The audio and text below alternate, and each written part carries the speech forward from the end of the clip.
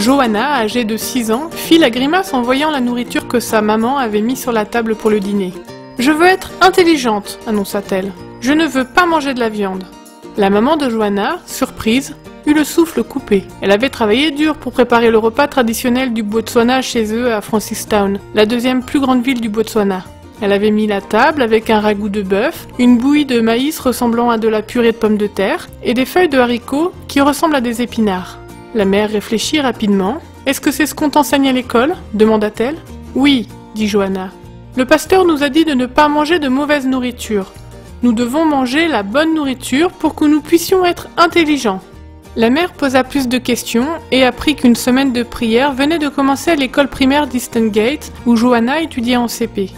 Le thème de la semaine de prière était Daniel. Ce matin-là, le pasteur de l'école avait décrit comment Daniel et ses 3 amis avaient refusé de manger de la viande dans le palais du roi Nebuchadnezzar à Babylone.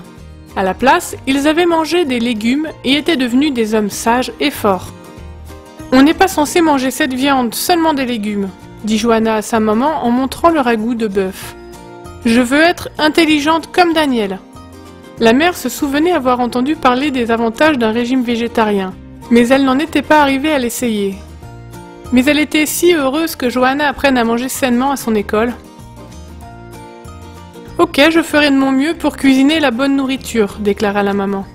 Johanna dégusta joyeusement la bouillie de maïs et les feuilles de haricots pour le souper. Elle ne toucha pas au ragoût de bœuf. Le lendemain, maman alla à la cuisine pour préparer le souper et se souvint du désir de sa fille d'éviter la viande.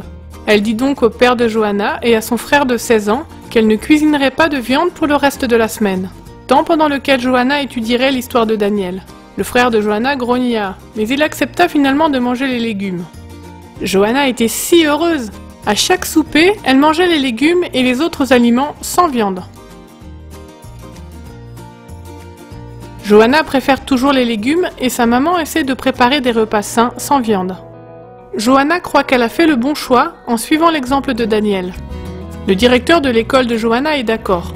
Johanna est maintenant au sommet de sa classe et le directeur pense que les repas sains et sa foi en sont pour quelque chose et que Dieu récompensera ses choix. « Quand vous mangez des légumes, vous devenez fort et en bonne santé », dit Johanna en souriant.